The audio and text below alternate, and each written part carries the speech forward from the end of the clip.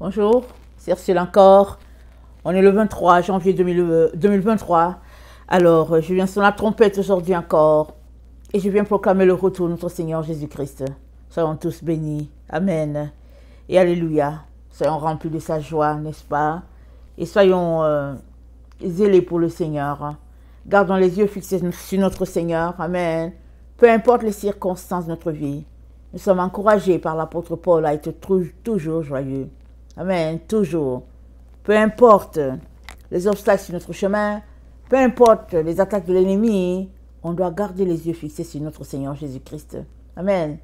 C'est à la fin qu'il faut regarder. Il ne faut pas regarder au début, ni au milieu. Amen. Parce que si on regarde à ces endroits-là, on risque de se décourager. Mais quand on regarde la fin, amen, alors là, on peut se rendre.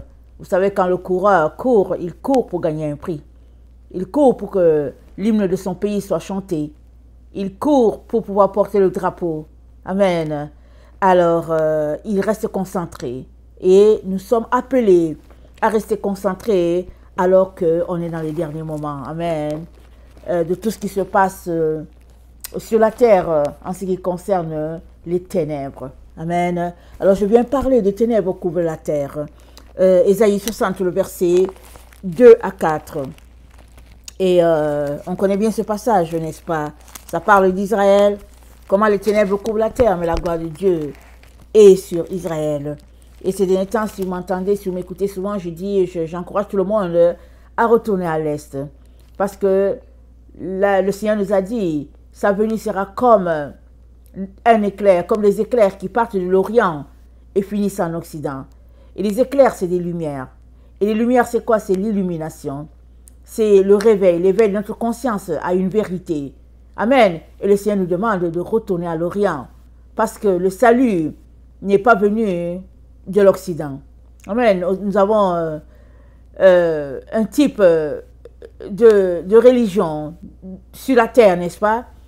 Qui s'est multiplié en plusieurs petits morceaux, dépendamment de la dénomination. Et nous avons un type de doctrine sur la terre qui vient de l'Occident, qui a été répandu sur la terre, par-ci par-là, peu importe, dépendamment de qui a envoyé l'évangile. Mais la vérité est que le Dieu qui nous a sauvés, il vient de l'Orient. C'est le Dieu d'Abraham, d'Isaac et de Jacob. Et la première église, elle est née à Jérusalem. Amen. Donc, on ne peut pas avoir une église de Jésus-Christ différente, carrément, vraiment, à l'opposé de tout ce qui a été mis à l'origine. Or, si nous nous concentrons pour réfléchir à nos églises, on sait que les églises aujourd'hui, elles fonctionnent. Plusieurs n'ont même pas le Saint-Esprit. Elles fonctionnent dans la chair. Et on fait aller, on fait rouler, et puis finalement, tout marche selon la loi des hommes. Mais malheureusement, ce n'est pas à ça que Jésus-Christ nous a appelés. Il nous a appelés à nous dépouiller de la chair en tant que personne. À combien plus forte raison s'attend-il à ce que son Église soit dépouillée de la chair? Amen. Et pour cela, les principes, les bases, la doctrine, tout a été mis en Orient. Amen. À l'Église d'origine. Nous sommes donc encouragés à retourner à cet endroit-là. Sinon, on est dans ce temps où les ténèbres couvrent la terre, c'est intense. Avec nos yeux, on ne voit pas. On sait que c'est souvent peut-être un peu gris. Et on se dit que c'est l'hiver et que la neige est dehors. Et on s'est dit, bon, c'est le temps. Mais au fait, la réalité est que si Dieu ouvrait nos yeux spirituels, alors le temps dans lequel moi je suis ici, il est à peu près 13 heures. Amen, il est 13 heures où je me trouve. Si Dieu ouvrait nos yeux, l'atmosphère serait comme s'il était 20 heures. Amen. Pour dire que les ténèbres sont intenses. Et puis vous savez, le Seigneur, il a sa manière de réveiller les gens, n'est-ce pas? Alors, un jour, un de mes enfants a fait un rêve, ça l'a réveillé. Amen. Et je suis béni le Seigneur. Il est venu, il m'a dit, maman, j'ai fait un rêve terrible. J'ai dit, c'est quoi le rêve? Il dit, tu vois comme c'est ensoleillé là. Il dit, maman, il n'y a pas de soleil. Ce que j'ai vu, c'est qu'il faisait noir. C'était comme s'il était 20 heures. Il dit, c'était terrible. Il dit, et les nuages noirs avançaient. Il dit, ça avançait à un rythme. Il dit, maman, c'est la fin. C'est la fin. Et puis, il était dans tous les états. Amen. Et ça lui a permis aussi de réveiller ses frères et tout, de leur dire, sortons de tout ce qu'on est en train de regarder là, de chercher. Vous savez, les jeunes, ils sont partout dans le sport et toutes sortes, au fait, de distractions, n'est-ce pas? Mais après ce rêve, sa vie a dramatiquement changé, drastiquement changé, pour le bien sûr. Parce que le Seigneur lui a montré que, oui, vous voyez le soleil, le beau soleil, mais il dit, le Seigneur lui a montré qu'en réalité, voilà le moment où nous sommes, des moments de ténèbres sur toute la terre. Alors, dans Ésaïe 60, il est dit, lève-toi, sois éclairé, car ta lumière arrive, et la gloire de l'Éternel se lève sur toi. Voici les ténèbres couvrent la terre et l'obscurité les peuples, mais sur toi l'Éternel se lève, sur toi sa gloire apparaît. Des nations marchent ta lumière, des rois la clarté de tes rayons, porte tes yeux alentour et regarde, tous y s'assemblent, ils viennent vers toi. Tes fils arrivent de loin, et tes filles sont portés sur les bras. On va s'arrêter là. Amen. Et ce qui m'intéresse aujourd'hui, c'est le verset 2 à 3. Amen. Les ténèbres couvrent la terre, l'obscurité les peuples, mais sur toi l'Éternel se lève. Sur toi la gloire de Dieu apparaît. Alors la gloire de Dieu, elle est sur Israël. Parce que c'est à Israël que Dieu a remis la lumière. C'est à Israël que Dieu a remis la vérité. Rappelons-nous, quand il parlait avec la femme samaritaine, notre Seigneur, la femme samaritaine lui a dit, mais vous, les Juifs, vous dites que c'est sur cette montagne qu'il faudrait aller adorer. Jésus-Christ dit, ce n'est pas sur cette montagne. Il dit, et déjà, l'heure est déjà là, où les vrais adorateurs vont adorer Dieu en esprit et en vérité. Il dit, c'est là les vrais adorateurs, les adorateurs que Dieu demande. Alors, adorer Dieu en esprit et en vérité va nous donner d'avoir la lumière de Dieu. On sera éclairé parce qu'on sera connecté, amen, à notre Dieu. Mais si on décidait plutôt de marcher sur les distractions de ce monde, on serait tout simplement plongé dans les ténèbres. Et puis, si on n'en sort pas, on sera tout simplement englouti par ces ténèbres-là qui sont là. Et puis, la fin, c'est tout simplement que les ténèbres sont englouties.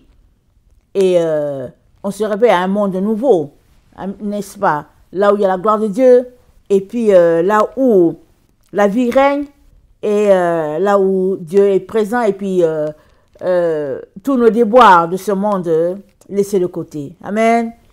Alors, le verset 1 nous dit, lève-toi, sois éclairé. Ça veut dire, tu as besoin de faire quelque chose. J'ai besoin de faire quelque chose. Donc, on a besoin de se lever.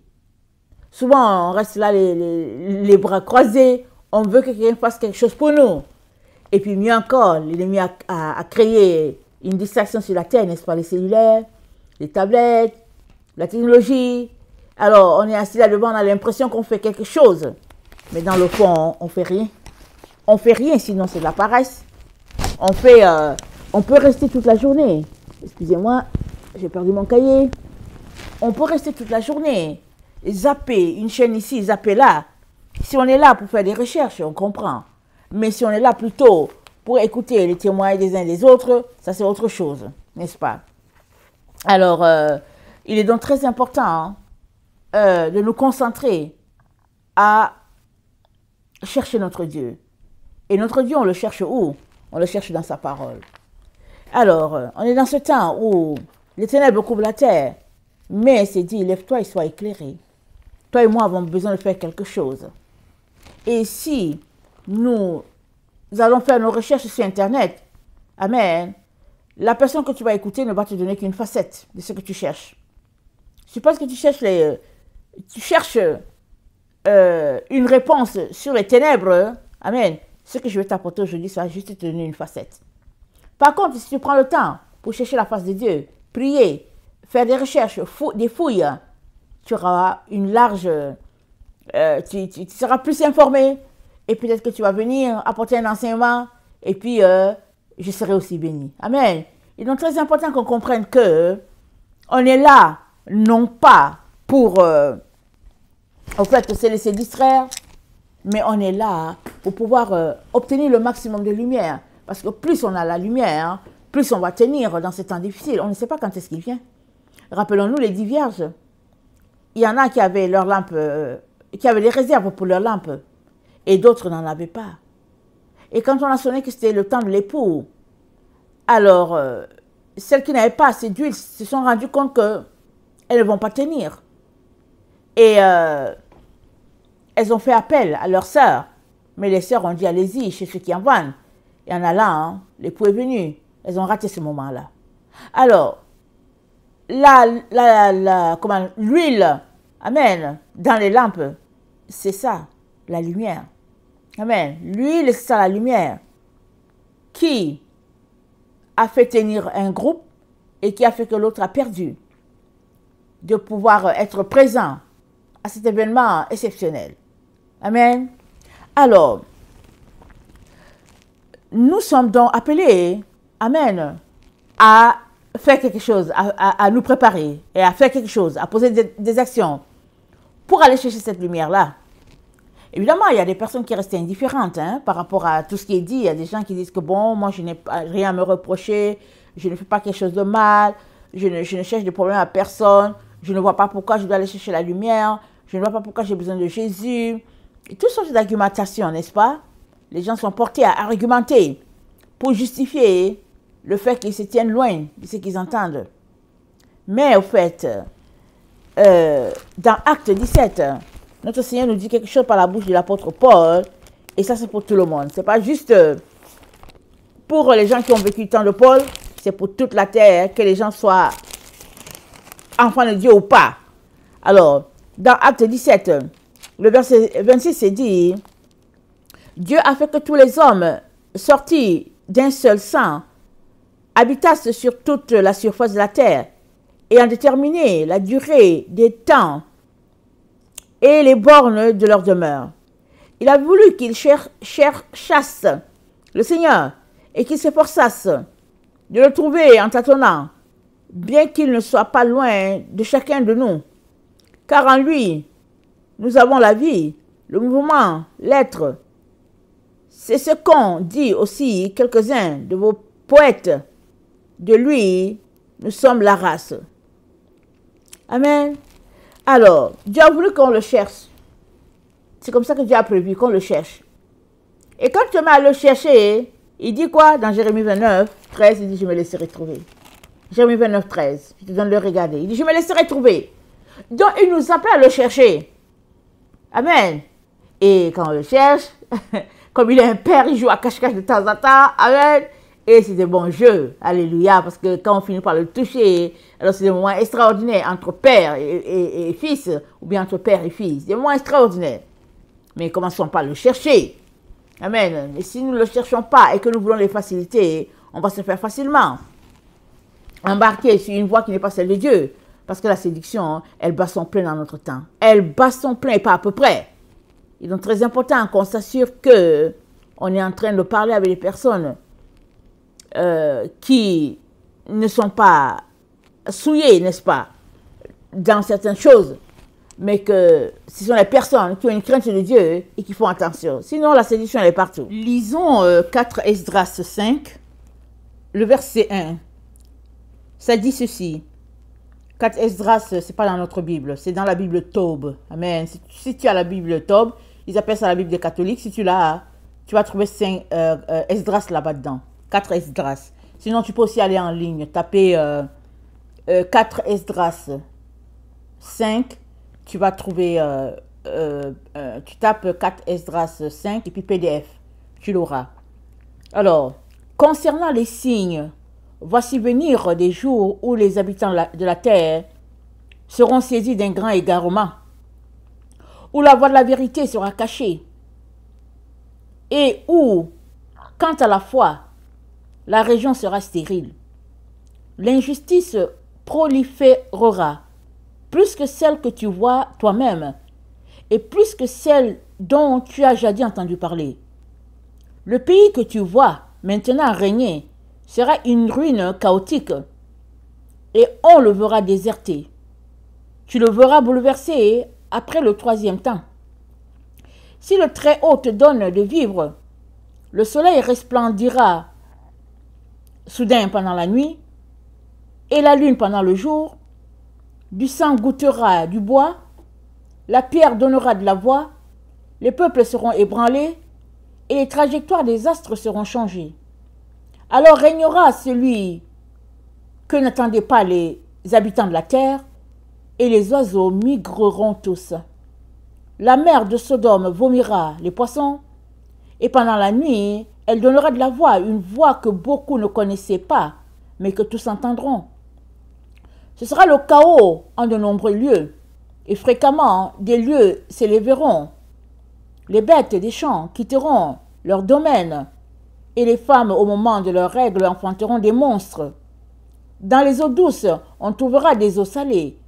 Tous les amis se combattront entre eux. Alors la pensée se cachera, et l'intelligence se retirera dans sa demeure. Beaucoup la chercheront et ne la trouveront pas. L'injustice et la débauche proliféreront sur la terre. Un pays interrogera son voisin et dira, n'est-elle pas passée chez toi la justice qui fait le juste? Et il dira, non. Alors en ce temps-là, les hommes espéreront, mais n'obtiendront rien. Ils peineront, mais leur voix n'aboutira pas. Voilà les signes qu'il m'a été permis de te dire. Amen. Alors c'est l'ange qui parle à Esdras. Esdras se prie. Amen. Et l'ange, je pense que c'est l'ange Uriel, qui parle à Esdras et qui lui dit les choses qui vont arriver à la fin des temps. Et nous sommes dans ce temps-là. Parce que si on lit bien le texte, il dit, l'ange lui dit, il va arriver un temps sur la terre où ça n'a rien à voir avec le temps dans lequel Esdras vivait. L'ange lui dit, il va arriver un temps où les habitants de la terre seront saisis d'un grand égarement, où la voix de la vérité sera cachée. Et quant à la foi, la région sera stérile. Je ne sais pas s'il y a une autre moyen, s'il y a une autre manière de décrire notre temps, notre génération. Non seulement la voix de la vérité est cachée, même à ceux-là qui profèrent, qui disent qu'ils sont enfants de Dieu, la voix de la vérité est cachée. Il y a 1000 doctrines, 1000 dénominations. Je dis 1000, c'est petit. Ça dit, chacun fait ce qu'il veut. La voix est cachée. Chacun pense qu'il a la vérité. Tout est caché. Et la région est stérile. Aujourd'hui, s'il y a une personne ou deux qui se convertit dans une église pour donner sa vie à Jésus, on loue le Seigneur, on a l'impression que vraiment c'est 2000 personnes. En tout cas, c'est des temps difficiles. Très difficiles. C'est des temps de ténèbres. Et l'ange dit à Esdras que dans ce temps-là, régnera quelqu'un que la terre n'attend pas. Et Esdras a reçu cette information, mais Daniel a aussi reçu l'information. Amen. L'information concerne, comment on appelle ça, la tête de la personne de, comment on appelle ça, de Daniel, Daniel 8, qui est décrite là, l'opposant de notre Seigneur Jésus-Christ, celui qui va contre les choses de Dieu et puis qui s'oppose à tout ce que Dieu est en train de faire, à la gloire de Dieu. Et Uriel, l'ange Uriel, a parlé de ça à Esdras. Et dans Daniel 8, c'est décrit au verset 23, à la fin de leur domination, lorsque les pécheurs seront consumés, il s'élèvera un roi impudent et artificieux. Sa puissance s'accroîtra, mais non par sa propre force. Il fera d'incroyables ravages. Il réussira dans ses entreprises. Il détruira les puissants et les peuples des saints. À cause de sa prospérité et du succès de ses ruses, il aura de l'arrogance dans le cœur. Il fera périr beaucoup d'hommes qui vivaient paisiblement. Et il s'élèvera contre les chefs des chefs. Mais il sera brisé sans l'effort d'aucune main. Alors, il va détruire des gens qui vivaient paisiblement. On comprend que les oiseaux, tout le monde migre. Parce que c'est terrible sur la terre. Ce n'est plus un endroit où il faut vivre. Mais c'est ça qui va arriver. Alors, on n'a pas encore vu l'égarement. On n'a pas encore vu les ténèbres. Selon le texte là qu'on est en train de lire, ce par quoi on est en train de passer, où on dit c'est ténèbres, il est en train de nous dire, il y aura plus de ténèbres que ce qui est en train de se passer en ce moment sur la terre. Il dit quand? Parce que c'est dit, on a lu, c'est dit, alors la pensée se cachera et l'intelligence se retirera dans sa demeure. Alors, ça veut dire que Dieu mettra à l'abri ses enfants, ce qui est lumière, et ça sera tout simplement le chaos pour tous ceux-là qui auront refusé Dieu. 4 Esdras 7, le verset 45. Alors je dis, Seigneur, bienheureux les vivants qui observent ce que tu as institué. Mais concernant ceux pour qui je priais, qui parmi les vivants n'a pas péché? Et qui de ceux qui sont nés n'a pas transgressé ta promesse? Je le vois maintenant, c'est là un petit nombre que le monde... Pardon, je le vois maintenant, c'est à un petit nombre que le monde à venir tendra à procurer de la jubilation, mais des tourments à la multitude. En effet, un cœur mauvais s'est développé en nous. Il nous a détournés et nous a conduits à la corruption, nous a montré des chemins de mort, des sentiers de perdition, et nous a éloignés de la vie. Et cela a été le fait, non pas d'un petit nombre, mais de presque tous ceux qui ont été créés. Et l'ange répond à Esdras, il dit, écoute-moi, je t'instruirai et je te reprendrai sur ce qui suit. C'est pourquoi le Très-Haut n'a pas fait un seul monde, mais 2.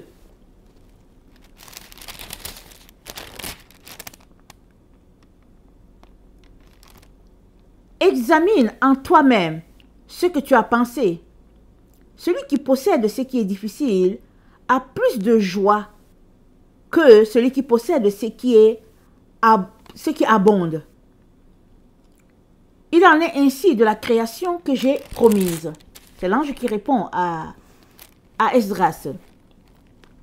Et l'ange lui dit, et Esdras répond à l'ange. Esdras lui dit, mais en réalité, la pensée se développe avec nous. Et c'est pourquoi nous sommes à la torture, puisque c'est en pleine conscience que nous périssons. Alors, et l'ange lui dit, maintenant, instruis-toi de tes propres paroles. Car tu as dit, la pensée grandit avec nous. Ainsi, ceux qui demeurent sur la terre seront suppliciés, parce que tout en possédant la pensée, ils ont commis l'iniquité. Tout en recevant les commandements, ils ne les ont pas observés. Et que tout en ayant obtenu la loi, ils ont violé cette loi qu'ils avaient reçue. Qu'aurait-il à dire lors du jugement? Et comment répondront-ils lors des derniers temps? Que de temps en effet, depuis que le Très-Haut a eu de la patience pour les habitants du monde. Et cela non pas à cause d'eux, mais à cause des temps qu'il avait prévus. Donc l'ange répond à Esdras, il dit, ce temps-là, ça dure depuis longtemps. Mais c'est parce qu'il y a un temps que Dieu a prévu pour la fin. C'est ça que l'ange lui répond. Puisque Esdras lui dit, mais c'est avec le mal se développe avec nos pensées. Ça évolue avec l'être humain. Et l'ange lui dit, au fait, si depuis longtemps que la fin a été déclarée par Dieu, ce n'est pas encore arrivé, c'est parce qu'il y a un temps que Dieu a prévu que la fin doit arriver à ce temps-là. Amen. Et puis, il continue. Et l'ange parle à Esdras, il lui dit, mais toi, ne te mêle pas à ceux qui ont dédaigné la loi, et ne te compte pas parmi ceux qui seront suppliciés. En effet, tu possèdes un trésor d'œuvres mis en réserve auprès du Très-Haut, mais il ne te sera pas montré avant les derniers temps. Et puis, s'agissant de ceux qui ont dédaigné la voie du Très-Haut et ne l'ont pas gardée, de ceux qui ont méprisé sa loi, de ceux qui ont haï ceux qui craignent Dieu, ces souffles-là ne pénétreront pas dans les demeures. Mais dès ce moment-là, toujours affligés et tristes, ils erreront dans les supplices de cette façon différente. Amen. Donc, l'ange explique de cette façon que l'être humain va errer s'il meurt sans Dieu. Ok, on ne va pas entrer là-dedans. On va pas entrer dans les détails. Alors, je passe à l'autre point. Et l'ange lui dit, le Très-Haut a fait ce monde-ci pour la multitude. Rappelez-vous, l'ange lui disait que Dieu a créé 2 mondes. Alors l'ange continue et lui dit, le Très-Haut a fait ce monde-ci pour la multitude, mais le monde à venir pour quelques-uns. Je vais dire devant toi une parabole, Esdras. De même que tu interrogeras la terre et qu'elle te dira, donnez beaucoup plus d'argile d'où provient la poterie que de poussière, d'où provient l'or, il en va de même pour la marche du monde. Présent, beaucoup certes ont été créés, mais peu seront sauvés. Et je répondis, ô mon âme, absorbe la pensée et bois le discernement, ô mon cœur. Alors, Esdras, il est en train de parler avec l'ange, parce que lui, c'est dommage qu'il sera sauvé ou pas. Mais l'ange lui dit, ce monde-ci, amen, le Très-Haut a créé 2 mondes. Un monde où il y a une grande multitude qui jubile, et il y a un autre pour un petit nombre. Et je ne vais pas continuer dans la lecture, mais en continuant, l'ange va lui expliquer que c'est ceux qui pratiquent la loi de Dieu, qui acceptent de marcher selon les commandements de Dieu, qui vont se retrouver dans le petit monde. Pardon. Et ceux qui refusent, qui veulent tout simplement vivre selon leurs pensées, selon leur cœur, ceux-là, ben, ils vont tout simplement se retrouver à errer loin de Dieu. C'est ça que l'ange lui explique. Et nous sommes dans ce temps-là où, depuis que l'ange a parlé à Esdras, je ne sais pas combien de millénaires sont passés, je ne sais pas. Okay? Parce que cette conversation de Esdras avec l'ange, c'est avant que Jésus-Christ vienne sur la terre. Amen. Jésus-Christ est venu, ça fait il y a 2000 ans.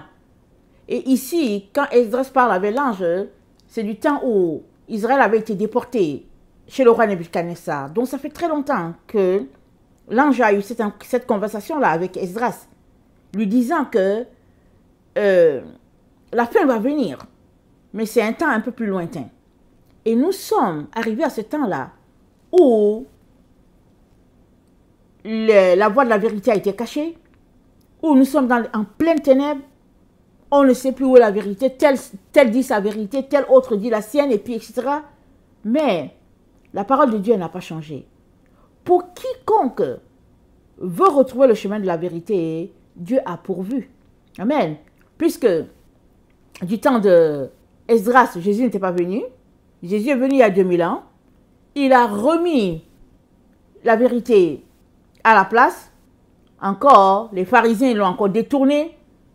Et après que les disciples soient morts, et il y a un autre groupe qui est venu, qui a encore introduit des mensonges. Et nous sommes là maintenant au temps de la fin. Hein, et il y a toujours la vérité qui est là, parce que le Saint-Esprit est là pour nous instruire et pour nous conduire dans toute la vérité, pour quiconque veut. Amen. On peut choisir de marcher comme l'église de Laodicée, ou bien on peut choisir de marcher comme l'église de Philadelphie. C'est notre choix. Alors, l'église de Philadelphie, elle marche selon la loi de Dieu, et puis Jésus-Christ cite David. Amen. Et l'église, Jésus-Christ cite David, et puis l'église de Laodicée, elle marche dans le mensonge et puis dans la vérité, comme dans Genèse 3, selon l'arbre du bien et du mal. Et l'église de Thyatire, elle marche dans toutes sortes d'abominations, de la nourriture des viandes sacrifiées, de toutes sortes d'impudicités. Donc, et tout ça, il s'appelle l'église. Parce que si on regarde les 7 lettres dans les églises, les 7 lettres que Jésus-Christ a envoyées, c'est à cette église. Amen. Il y a 2 dedans que Jésus-Christ félicite. Je pense l'église de Philadelphie et puis l'église de Smyrne, si j'ai bonne mémoire. Et toutes les autres, les 5 autres, elles ont quelque chose qu'elles font, qui ne sont pas du tout correctes, et puis que Dieu n'aime pas du tout. Et puis, le Seigneur leur reprend et leur dit de changer cette façon de faire, sinon, elles ne verront pas sa face. Alors, Dieu a pourvu pour que nous ayons la vérité par son Saint-Esprit. Maintenant, on peut choisir d'accepter cette vérité-là ou bien la refuser. Mais il y a plusieurs dans la maison de Dieu qui choisissent la voie du milieu. Alors, ils choisissent de se comporter selon ce qui les convient.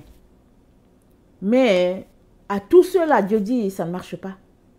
On est appelé à marcher selon la loi que Dieu a établie. Et la loi n'a jamais été abolie. Aujourd'hui, l'image de l'Église, c'est un peu l'Église occidentale. C'est ça qui est répandu sur la terre. Mais Dieu n'a jamais aboli sa loi. Amen.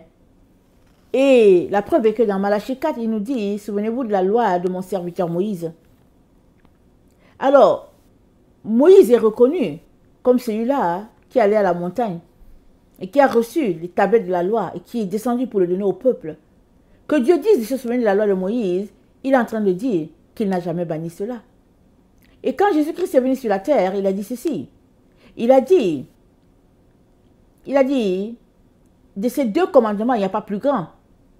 Le premier, il a dit, écoute Israël, le Seigneur ton Dieu, le seul Dieu. Tu aimeras le Seigneur ton Dieu de tout ton cœur, de toute ta pensée, de toute ton âme, de toute ta force. Amen. Et ça, c'est les 4 premiers commandements. Une relation verticale avec Dieu.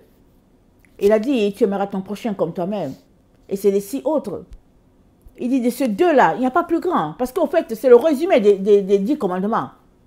Et si tu aimes ton prochain comme toi-même, tu es en train de prouver que tu aimes Dieu. Parce que tu ne peux pas aimer Dieu que tu ne vois pas. Tu ne peux pas l'aimer. La seule manière pour toi d'aimer Dieu, c'est d'aimer ton prochain. Et qui est ton prochain? C'est la personne qui est comme toi. Le prochain, c'est la personne qui est juste à côté de toi. Alors, tu ne peux pas voir ton prochain dans toutes sortes de difficultés et lui dire que Dieu te bénisse. Tu ne peux pas fermer tes entrailles aux cris de ton prochain.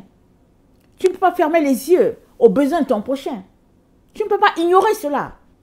Mais on vit dans un monde où personne ne s'occupe de l'autre. Et même quand les gens sont gentils, ils vont te dire, mon frère, je veux prier pour toi. Ma soeur, je veux prier pour toi. Et ils ne font rien. Mais Jésus-Christ nous dit, la loi de l'amour, c'est la loi en fait. Parce que si tu aimes ton prochain comme toi-même, c'est que tu es en train d'aimer Dieu. Et nous sommes dans ce temps-là où les hommes se sont détournés de Dieu. Ils font ce qu'ils veulent. Et la Bible nous dit, quand la charité du plus grand nombre se refroidira, ça va correspondre au temps de la fin. La charité du plus grand nombre, c'est-à-dire que l'amour va se refroidir. Et quand ça va se refroidir, la Bible dit, le mystère de l'iniquité va se répandre sur la terre. Parce que dans le fond, ce qui bloque le péché, ce qui bloque ce mystère de l'iniquité, c'est l'amour que nous avons les uns envers les autres. Quand cet amour vient à manquer, c'est fini. Le diable fait son entrée au milieu de nous. Et il fait les ravages. Et le Seigneur nous a appelés, tout simplement, à marcher. Amen. D'une manière digne de la vocation qui est en nous. Et puis, il nous a donné son Saint-Esprit.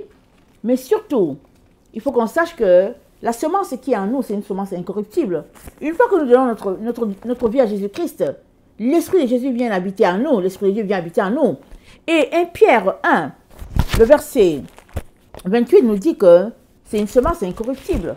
C'est une semence qui ne connaît pas de souillure. C'est 1 Pierre 2, le verset 22. Excusez-moi, j'ai dit le verset 28, je me suis trompé dans mon écriture. Alors c'est 1 Pierre 2, le verset 22, ça dit ceci. Ayant purifié vos âmes en obéissant à la vérité, pour avoir un amour fraternel sincère, aimez-vous ardemment les uns les autres de tout votre cœur. Puisque vous avez été régénérés, non par une semence corruptible, mais par une semence incorruptible, par la parole vivante et permanente de Dieu, car toute chair est comme l'herbe, et toute sa gloire comme la fleur de l'herbe. L'herbe sèche, et la fleur tombe, mais la parole du Seigneur demeure éternellement, et cette parole est celle qui vous a été annoncée par l'Évangile. Amen. La parole de Dieu demeure éternellement. Elle nous a été annoncée par l'Évangile. C'est quoi l'Évangile? C'est la parole de Dieu. Amen. L'Évangile, c'est la parole de Dieu. Alors, si tu marches selon l'Évangile, quand bien même tu tomberais sur une erreur, le Saint-Esprit va te corriger. Il va te dire, comprends plutôt ceci. Et puis, quand on lit la parole de Dieu, il est important de l'étudier, de prendre les différentes concordances. Souvent, tu lis quelque chose, il y a une erreur de traduction, soit en français, soit en anglais. Si tu vas lire, par exemple, dans la concordance grecque, ou bien dans l'hébreu, ou bien dans l'araméen, tu auras le sens de la parole. Ou bien souvent même, tu peux prendre la même traduction. Tu peux chercher, par exemple, la Bible, exemple, dans une autre langue, peut-être en arabe, peut-être en espagnol. Souvent, hein, c'est juste les traductions qui font qu'on ne comprend pas bien la chose. Il est bon d'étudier la parole de Dieu pour saisir ce que Dieu a dit. C'est très important. Et alors que on étudie la parole de Dieu, on est imbibé de sa lumière. Et il y a un élément très important dans notre fin des temps qui fait que les ténèbres peuvent nous engloutir ou pas. Et ça, c'est l'amour pour le prochain. Il y a beaucoup de gens qui s'appellent enfants de Dieu, qui ont des ministères, qui font les choses pour le Seigneur, mais qui manquent royalement d'amour envers leurs frères, leurs sœurs. Ils ne sont pas capables de venir en aide à quelqu'un. Ils manquent de compassion. Et Jacques dit, la religion pure et véritable, ça consiste à visiter les malades, à s'occuper des gens dans le besoin, et puis à prendre soin des veuves, des orphelins. Ça dit, Jacques est en train de mettre l'accent sur le pratico-pratique. Parce que c'est le même Jacques qui a dit, montre-moi ta foi sans les œuvres. Et moi, je te montrerai ma foi avec les œuvres. Question de dire que quand on a la foi en Jésus-Christ, cette foi, elle est palpable par les œuvres. Amen. Alors, le manque d'amour de notre génération a conduit notre humanité à là où l'humanité est. Amen. Où le monde va passer. Amen. Et ça sera changé. Mais la parole de Dieu jamais ne passera. Alors, tous ceux-là qui sont en train de marcher selon Dieu, qui lui obéissent, qui mettent en pratique sa parole, ceux-là, Dieu dit quoi? Il dit dans Malachie, ils seront à moi. Ils seront à Dieu. Donc, tu ne peux pas tromper Dieu. Tu ne peux pas dire que tu es son enfant. Quand vient le moment de mettre en pratique sa parole, tu tournes. Tu mènes une double vie. Tu ne peux pas tromper Dieu. Lui, il sait qui sont ses vrais enfants et puis qui ne sont pas. Alors, dans Malachie 3, Amen, le verset 13, Dieu dit, vos paroles sont rudes contre moi, dit l'Éternel. Et vous dites, qu'avons-nous dit contre toi? Vous avez dit, c'est en vain que l'on sert Dieu. Qu'avons-nous gagné à observer ses préceptes et à marcher avec tristesse à cause de l'Éternel des armées? Maintenant, nous estimons heureux les hautains. Oui, les méchants prospèrent. Oui, ils tentent Dieu et ils échappent. Alors ceux qui craignent l'Éternel se parlèrent l'un à l'autre. L'Éternel fut attentif et il écouta. Et un livre de souvenirs fut écrit devant lui pour ceux qui craignent l'Éternel, qui honorent son nom. Ils seront à moi, dit l'Éternel des armées. Ils m'appartiendront au jour que je prépare. J'aurai compassion d'eux, comme un homme a compassion de son fils qui le sert. Et vous verrez de nouveau la différence entre le juste et le méchant, entre celui qui sert Dieu et celui qui ne le sert pas. Car voici le jour vient, ardent comme une fournaise. Tous les hautains et tous les méchants seront comme du chaume. Le jour qui vient les embrasera, dit l'Éternel des armées. Il ne leur laissera ni racine ni rameau. Mais pour vous qui craignez mon nom, s'élèvera le soleil de la justice. Et la guérison sera sous ses ailes. Vous sortirez et vous sauterez comme les veaux d'une étable. Et vous foulerez les méchants, car ils seront comme de la cendre sous la plante de vos pieds. Au jour que je prépare, dit l'Éternel des armées. Souvenez-vous de la loi de Moïse, mon serviteur, auquel j'ai prescrit en Horeb pour tout Israël des préceptes et des ordonnances. Amen. Donc, Dieu ne cesse de rappeler ses enfants à l'ordre. Si tu penses que tu es enfant de Dieu, que Dieu est ton Père, il est plus que jamais tant que tu retournes à la pratique de la vérité. Et la pratique de la vérité, c'est la pratique de la loi. Il n'y a pas autre chose. La loi, c'est Dieu. Amen. La loi, c'est Dieu. On n'aurait pas connu Dieu. Si elle nous n'avait pas dit, je suis l'Éternel ton Dieu, tu n'auras pas d'autre Dieu devant ma face, on n'aurait pas su.